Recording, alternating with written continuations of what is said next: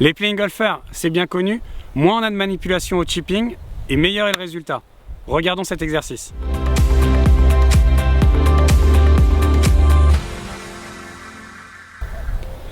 Pour les droitiers, les playing golfers, c'est souvent la main dominante, la main droite.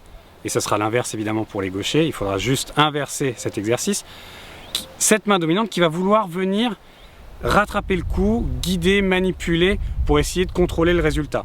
Donc le but de cet exercice, il est tout simple. On enlève cette main dominante pour être entre guillemets tout seul avec son club, apprendre comment celui-ci fonctionne et après seulement, on ramènera la main. On va voir avec Mervyn comment on fait.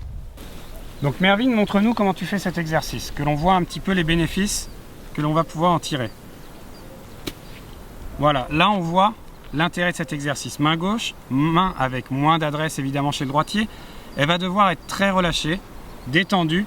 Le club ici qui n'a pas été manipulé, il n'a pas été gardé ouvert, et il n'a pas été refermé à l'excès. C'est juste du relâchement, comme si j'avais voulu, lâche le club s'il te plaît, le lancer vers la cible.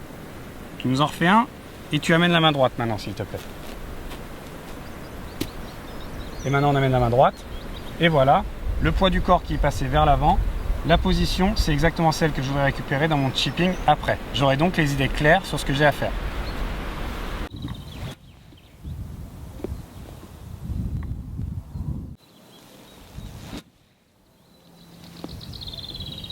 Cet exercice, les playing golfers, il n'est pas évident, donc faites pas mal de swing d'essai pour comprendre comment il fonctionne et bien le ressentir.